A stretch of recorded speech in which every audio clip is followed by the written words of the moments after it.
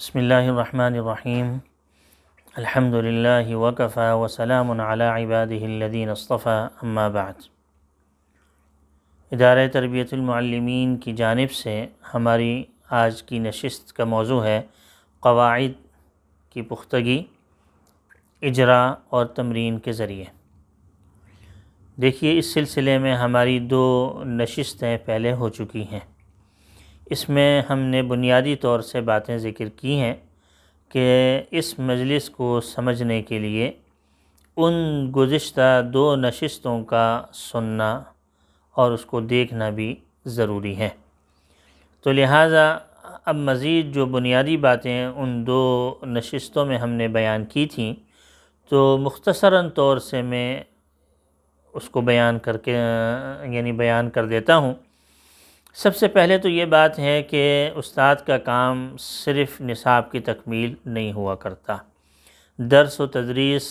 تعلیم و تعلم نہیں ہوا کرتا، بلکہ ایک ماہرانہ ایک صلاحیت، اپنا تجربہ اور اپنا رسوخ اور اپنی دلچسپی، اپنی مہارت اور اپنی پختگی،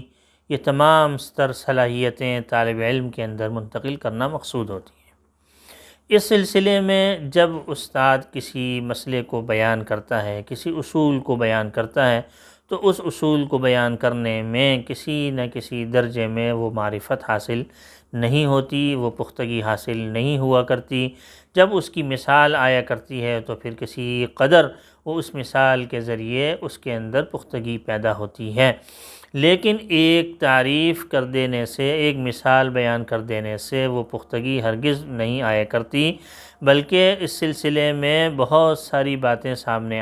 بہت ساری چیزوں کا ذکر کیا جاتا ہے، اور اس میں سب سے پہلے یہ بات سامنے آتی ہے کہ قواعد کی پختگی، جو اصول ذکر کیا گیا ہے اس کی پختگی ہو، اور پھر اس کے بعد اس کی مثال ہو، اور پھر اس کی پختگی اجرا کے ذریعے ہو،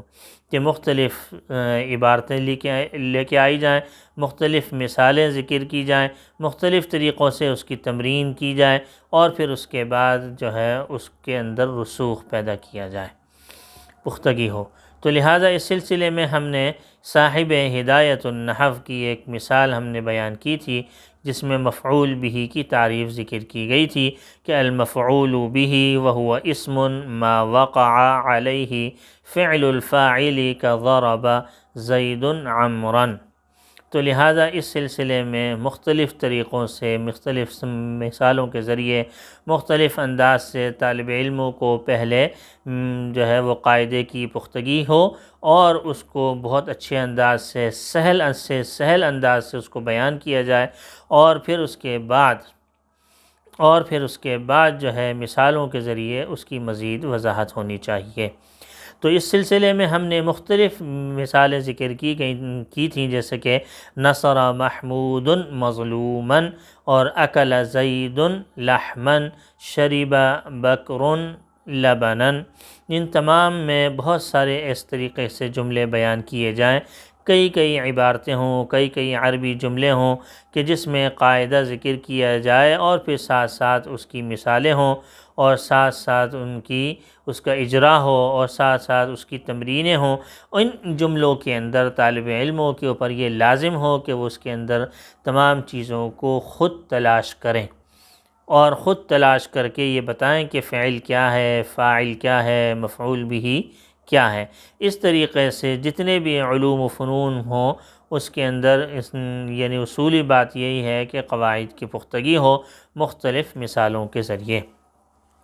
جب ایک قاعدہ اور اصول ذکر کیا جاتا ہے تو جیسا کہ میں نے عرض کیا کہ اس کی پختگی اسی انداز سے ہوا کرتی ہے۔ یہ تو میں نے عرض کیا کہ ایک مثالیں ایسی تھیں کہ جو کہ آسان تھیں، کہ جس میں بہت اچھے انداز سے، سہل انداز سے، اور بہت واضح طور سے ہم نے اس میں مفعول بہ کو ذکر کیا تھا۔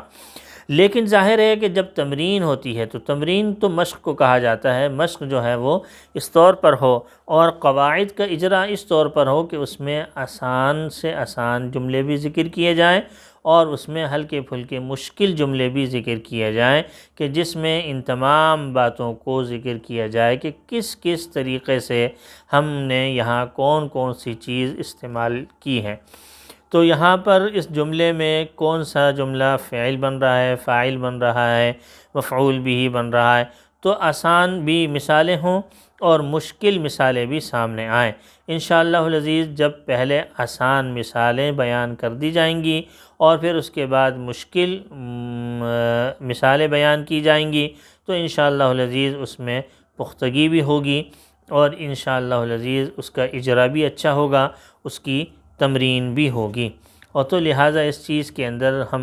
دیکھیں کہ پہلے آسان جملے اور پھر اس سے قدرے مشکل اور پھر اس سے زیادہ کہیں اور پیچیدہ جملے بھی ذکر کیے جائیں۔ یہ تو ایک جملوں کی بات تھی، اور بعض اوقات اس میں ایسا بھی ہوتا ہے کہ صرف اور صرف جملے ہی نہیں ہوتے بلکہ ایک تھوڑی سی حکایت یعنی مضمون بھی، کوئی واقعہ بھی ذکر کر دیا جاتا ہے کہ جس سے پورے طور سے واضح ہو جاتا ہے کہ ان تمام جملوں میں یہ تمام چیزیں آئی ہیں اور اس کے اندر ہم نے یہ تمام چیزیں ہم نے تلاش کرنی ہیں۔ تو لہٰذا ان تمام چیزوں کو جب ہم تلاش کریں گے، تمام باتوں کو دیکھیں گے تو انشاءاللہ العزیز یہ تمام باتیں کے اندر گہرائی پیدا ہوگی اور ان کی تلاش سے ہمارے اندر اپنے ایک قاعدے کی پختگی ضرور پیدا ہوگی۔ جیسے مثال کے طور سے ایک آدمی ذکر کرتا ہے کہ اقوم مبکراً فی الصباح وَأَذْهَبُ مَعَ وَالِدِي إِلَى الْمَسْجِدِ وَأُصَلِّي مَعَ الْجَمَاعَةِ وَأَتْلُو الْقُرْآنَ الْكَرِيمَ وَأَرْجِعُ إِلَى الْبَيْتِ عِنْدَ صَلَاةِ الْفَجْرِ وَأَشْرَبُ اللَّبَنَ وَأَسْتَعِدُّ لِلذَّهَابِ إِلَى الْمَدْرَسَةِ وَأَصِلُ إِلَى الْمَدْرَسَةِ فِي الْمِيعَادِ وَأَحْفَظُ دُرُوسِي وَأَكْتُبُ مَا يَأْمُرُ بِهِ الْمُعَلِّمُ ثُمَّ أَرْجِعُ قَبْلَ الْعَصْرِ مِنَ الْمَدْرَسَةِ كُلَّ يَوْمٍ۔ یہ ایک پوری ایک حکایت ہے، ایک پورا ایک واقعہ ہے۔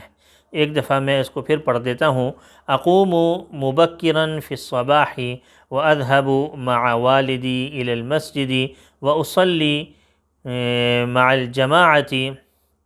واتلو القرآن الكريم وارجع الى البيت عند صلاة الفجر واشرب اللبن واستعد للذهاب الى المدرسة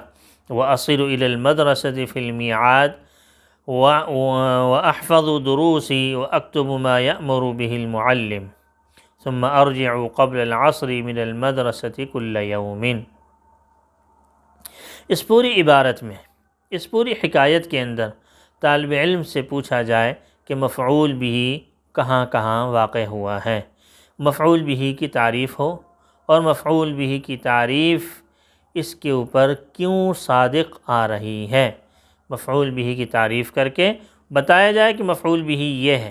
اور مفعول بھی کی تعریف ذکر کی جائے اور مفعول بھی کی تعریف ذکر کی جائے اور پھر اس کے بعد اس کی ان جملوں میں ان الفاظ میں یہ تمام چیزیں مفعول بھی واقع ہو رہی ہیں۔ جو ابھی میں نے عبارت ذکر کی ہے، اس عبارت میں کئی مفعول بھی ہیں، کئی مفعول بھی ہیں، تو لہٰذا کئی مفعول بھی جب ہم تلاش کریں گے اور اس کی قواعد کو دیکھیں گے، ان اصول اور ضوابط کو دیکھیں گے اور پھر کئی مفعول بھی کا انطباق ہوگا تو انشاءاللہ العزیز مختلف عبارتوں کے ذریعے، مختلف حکایات کے ذریعے، مختلف جو ہے وہ مثالوں کے ذریعے انشاءاللہ العزیز مختلف طریقۂ سے جو ہے وہ مفعول بھی اچھے انداز سے سمجھ میں آ جائے گا۔ تو لہٰذا استاد کو چاہیے کہ یہ تمام چیزیں اچھے انداز سے ذکر کریں اور اس کو طالب علم کے سامنے لانے کے لیے اپنے مطالعے کے دوران ان تمام چیزوں کو ہم مرتب اور منظم کریں۔ اگر ہم درسگاہ میں اس کو منظم اور مرتب کریں گے تو ہمارا وقت لے گا اور ساتھ ساتھ جو ہے وہ ہم اس پختگی اور اجرا میں ہم کامیاب نہیں ہو سکیں گے۔ ہمارے پاس وقت ہی بہت کم ہوتا ہے، جب پڑھایا جاتا ہے تو وقت بہت کم ہوتا ہے، تو لہٰذا اس کو ہم درسگاہ میں داخل ہونے سے پہلے استاد کو چاہیے کہ وہ ان تمام چیزوں کی اجرا اور تمرین کی جو ہے وہ تمام چیزوں کی کا جو کام ہے وہ درسگاہ میں داخل ہونے سے پہلے کر لیا جائے۔ تو لہٰذا اس اصول کو اور ان باتوں کو، ان باریک باریک چیزوں کا لحاظ رکھا جائے گا تو انشاءاللہ العزیز طالب علموں کے اندر بہت ہی زیادہ پختگی ہوگی۔ بعض اوقات ایسا ہوتا ہے، ایک بات عام میں ایک ذکر کر دوں کہ بعض اوقات ایسا ہوتا ہے کہ نحو پڑھائی جاتی ہے، صرف پڑھائی جاتی ہے، یا اور دوسرے علوم و فنون پڑھائے جاتے ہیں، اور اس میں باقاعدہ طور سے اجرا کے لیے کتابیں موجود ہوتی ہیں، نصاب میں موجود ہیں، ان کے باقاعدہ گھنٹہ بھی ہے، لیکن دیکھیں اس پر اکتفا نہیں کیا جا سکتا۔ جو استاد اپنے طور سے اپنی کتاب پڑھا رہا ہے، اس کتاب کو پڑھانے کے لیے، اس میں مہارت پیدا کرنے کے لیے اسی کتاب کے ہی استاد کے اوپر لازم ہے کہ وہ قواعد کی پختگی اجرا اور تمرین کے ذریعے کرائے۔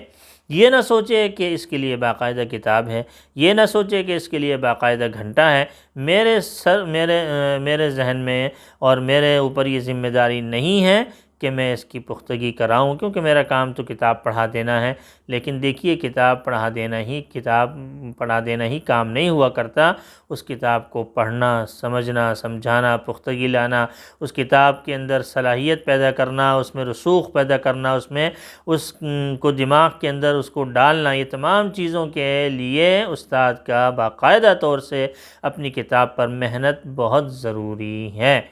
ہرگز اور ہرگز یہ نہیں سوچنا چاہیے کہ یہ ذمہ داری میری نہیں ہے، یہ اجرا کی ذمہ داری کسی اور کی ہے، ایسا نہیں۔ وہاں اس کی ذمہ داری جو استاد پڑھا رہا ہے وہ اس کتاب کے لحاظ سے اس کی ذمہ داری بنتی ہے۔ آپ کی اپنی کتاب کے لحاظ سے جو ذمہ داری بنتی ہے وہ یہی ہے کہ آپ اپنی کتاب کو اپنی ماہرانہ انداز سے پڑھائیں اور اس کے اندر اچھے سے اچھی باصلاحیت طالب علموں کو باصلاحیت بنانے کی کوشش کریں۔ اللہ جل شانہ عمل کی توفیق عطا فرمائے۔ وآخر دعوانا ان الحمد للہ رب العالمین۔